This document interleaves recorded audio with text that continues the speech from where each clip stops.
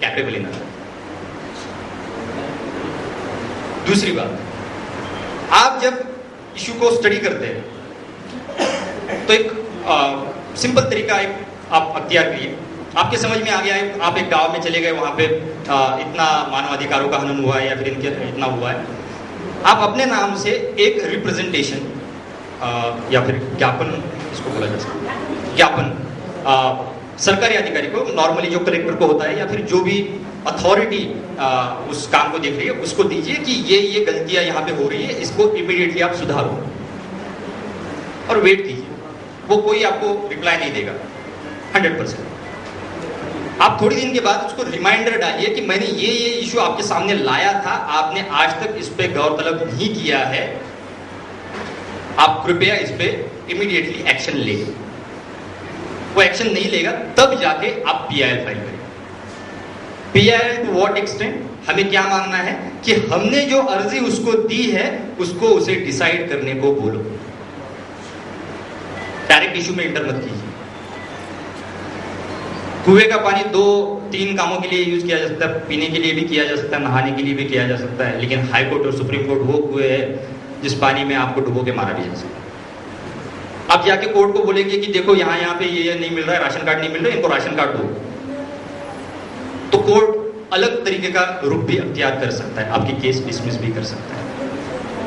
मुंबई में जब हमने झुग्गी झोपड़ियों के केसेस करना शुरू किया तो हमारा एक अनुभव था कि एक स्लम रिहैबिलिटेशन एक्ट आया था, जिसके तहत झुग्गी झोपड़ियों में रहने वाले लोगों को एक पक्का घर देने की वो बात करता है, जिसके तहत जहाँ झोपड़ियाँ है वहाँ की झोपड़ियाँ हटा के वो जमीन कमर्शियल एक्सप्लॉयटेशन को देके उसी जगह पे एक बिल्डिंग बनती है, जिस बिल्डिंग में इन लोगों को रहने की जगह दी जाती है। अब इसमें बहुत सारी इरेगुलरिटी होती है। हमने जब इस इश्यू पे PIL किया तब कोर्ट ने कहा हाँ ठीक है, इरेगुलरिटी कवर इट, उसको ठीक करो, थोड़ी इलीगलिटी चलेगा, कोई बात नहीं, स्क्रैप मत करो। मतलब जो गलतियां हैं जो आंदोलन के जरिए या फिर दूसरे मार्गों के जरिए हम रोक सकते हैं, वो अगर हम PIL के जरिए करने की कोशिश करें तो ये समझ लीजिए कि वो इलीगैलिटी लीगल कोर्ट खुद कर देता है।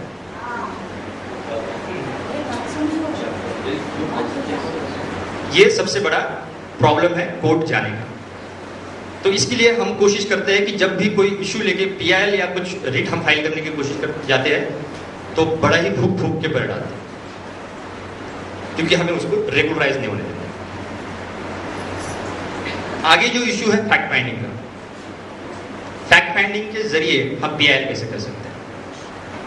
हम जब फैक्ट फाइंडिंग कमेटी या फिर जहां पे भी कुछ इशू हो जाता है, समझ लो मास रेप हो गया, हाउसेस बर्न कर दिए, या फिर कुछ भी इशू हो जाता है और हम डिसाइड करते हैं कि वहाँ पे हमें इंटरवीन करना है या फिर हमें इस इशू को आगे लाना है, या फिर मैटरनल मोर्टेलिटी का जैसे इशू है, तो हमें ये कोशिश करनी चाहिए कि उस इशू में इन्वॉल्व ऐसा कोई रिकग्नाइज्ड आदमी अगर उस टीम में हो तो आपके उस चीज को ज्यादा वैल्यूएशन हो। जैसे हाल फिलहाल में हमने देखा, धुलिया एक डिस्ट्रिक्ट है महाराष्ट्र में, जहाँ पे दंगा हुआ और पुलिस वालों ने हिंदुओं के साथ मिलकर मुसलमानों को मारा। इसकी वीडियो फुटेज है, सब है। इसकी फैक्ट फाइंडिंग करने के लिए एक टीम बनी, सिटीजन्स फैक्ट फाइंडिंग कमेटी, जिसमें शबनम हाशमी, एडवोकेट राम बुनियादी, प्रोफेसर अपूर्वानंद, ये 3 लोग थे और मैं एक छोटा सा आदमी था। जूनियर होने के नाते पूरा रिपोर्ट बनाने का काम मेरे ऊपर गिर गया, वो बात और है। लेकिन ये लोग जब वहां पे गए तो प्रशासन डर गया। प्रशासन को यह समझ में आ गया कि एक औरत दिल्ली से आई है, एक प्रोफेसर आया है दिल्ली से, एक राम पुनियानी नाम का बहुत बड़ा शख्स मुंबई से आया है और इनके साथ एक वकील है। ये 4 लोग यहाँ पे फैक्ट फाइंडिंग करने आए हैं। तो जहाँ पे कर्फ्यू लगा हुआ था वहां पे हमें पुलिस प्रोटेक्शन में लेके गए। हमने फोटोग्राफी की, वहाँ के लोगों से बातचीत की, एक 45-50 पेजेस का एक रिपोर्ट बना।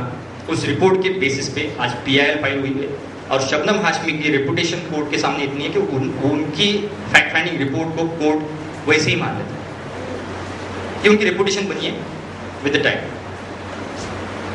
जब हम मैटरनल मोर्टेलिटी जैसे बातों में जाते हैं तो हमें कोशिश ये करनी चाहिए कि उसके साथ एक अगर कोई डॉक्टर हो, प्रेफरेबली अगर लेडी डॉक्टर हो, और उनका नाम उस रिपोर्ट में रिफ्लेक्ट होता है तो और ही अच्छा है। थर्ड चीज, स्टूडेंट ने की हुई फैक्ट फाइंडिंग को सबसे जेन्युइन माना जाता है, सबसे अच्छी, क्योंकि स्टूडेंट्स का कोई इंटरेस्ट नहीं होता है, उनका कोई पॉलिटिकल इंटरफेरेंस नहीं होता है, उनको किसी चीज में कुछ मिलना नहीं है, जाना नहीं है, वो जो तथ्य उनको दिखे वो निकाल के लाते हैं। लेकिन हर बार कोशिश ये करनी चाहिए कि जब स्टूडेंट जा रहे हैं उनके साथ कोई एक एक्सपर्ट भी जाए, और जब कॉन्फ्लिक्ट जोन में स्टूडेंट जा रहे हैं तो उन्होंने कोशिश ये करनी चाहिए कि उनके साथ कोई ऐसा बंदा हो जो उनको हर हालत में प्रोटेक्ट करे, क्योंकि बहुत से बार हुआ है कि बच्चों पे, स्टूडेंट्स पे हमला किया गया है। आगे आने वाली बात है एडवोकेट्स की। सुनीलम जी शायद निकल गए। एडवोकेट्स आज हमारे साथ में इतनी संख्या में क्यों नहीं है, इसका अवलोकन हमें खुद करना पड़ेगा। एक जमाना था जब लॉ स्टूडेंट्स या फिर लॉ की एग्जाम साल में एक बार होती थी, साल में 6 या 7 पेपर्स देने होते थे, और हम लॉ स्टूडेंट बड़े होशियार होते हैं, हम 15 दिन में पढ़ाई कर लेते, कितना भी बड़ा इशू दे तो 15 दिन में खत्म कर देते। तो 11 महीने 15 दिन हमारे पास फ्री होता है। इन 11 महीने 15 दिन में स्टूडेंट के पास, लॉ स्टूडेंट्स के पास दूसरा कोई काम नहीं होता था। ऑर्गेनाइजेशंस को लीड करो, स्टूडेंट ऑर्गेनाइजेशन बनाओ, समाज सेवा में घुसो, ऐसे सब काम करते थे। इसकी वजह से होता यह था कि सरकार परेशान हो जाती थी। इस परेशानी को दूर करने के लिए उन्होंने 2 चीजें लाई, एक लाया 5 इयर्स लॉ कोर्स और दूसरा लाया सेमेस्टर पैटर्न। अब इसमें होता ही है कि साल में मुफस्सिल लॉ कॉलेजेस जो है उनकी साल में 2 बार एग्जाम होती है। जो नेशनल लॉ स्कूल्स है उनकी तो मुझे लगता है महीने में 1 एग्जाम होती है। उनको सांस देने का भी वक्त नहीं है। हम तो फिर भी 6 मंथ वाले जो है वो 15-15 दिन करके निकाल लेते हैं, लेकिन नेशनल लॉ स्कूल वाले तो कहीं निकल ही नहीं सकते। ये जो कड़ी थी ऑर्गेनाइजेशंस के बीच की और लॉ स्टूडेंट्स के बीच की, ये टूट गई। हमें लॉ कॉलेजेस में सिखाया यह जाता है कि तुम्हारा सीवी इतना स्ट्रांग बनाओ, कल जाके जब तुम प्लेसमेंट में बैठोगे तो तुम्हें ज्यादा से ज्यादा तनख्वाह मिलनी चाहिए। मुझे खुद को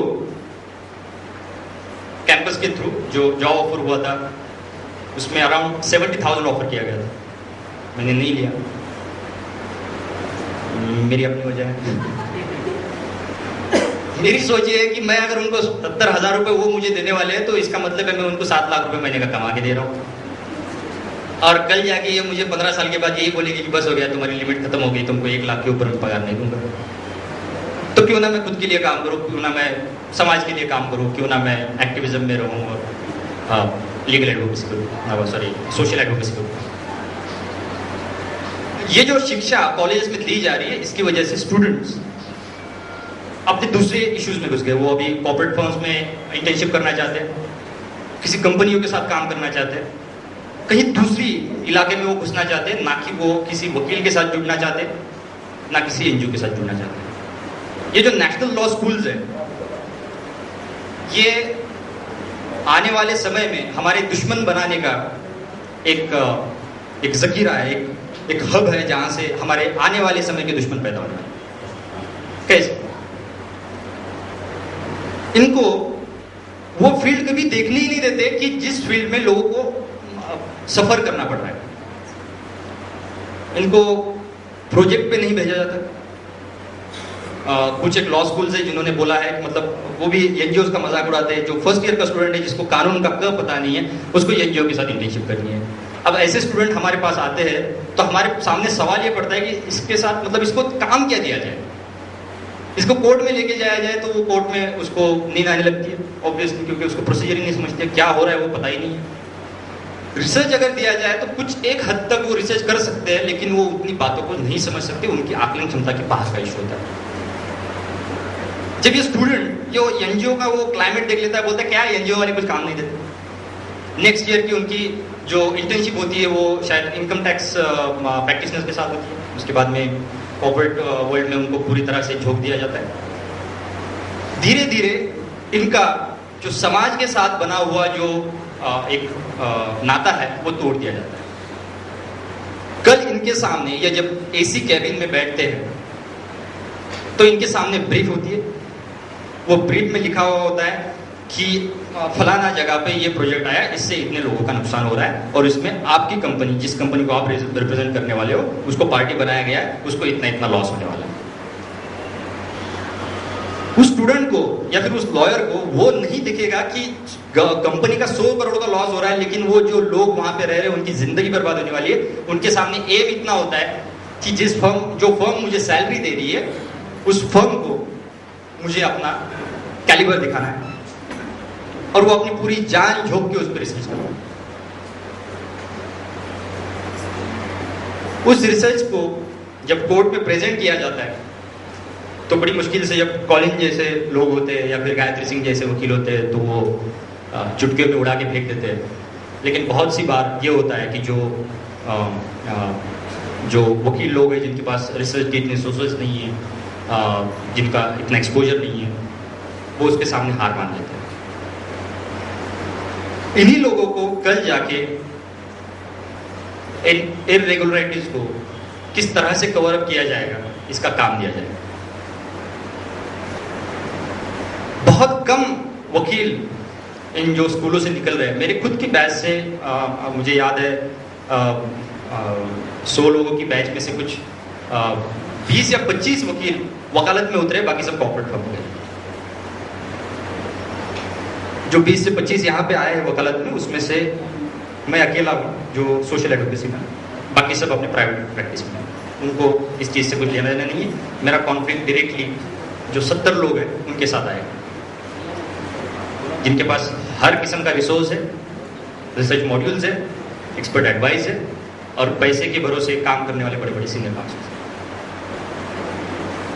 ये आने वाली समस्या है। फिर भी हमें आज क्या करना चाहिए? हमें इन स्टूडेंट्स को हमारे साथ एंगेज करना पड़ेगा।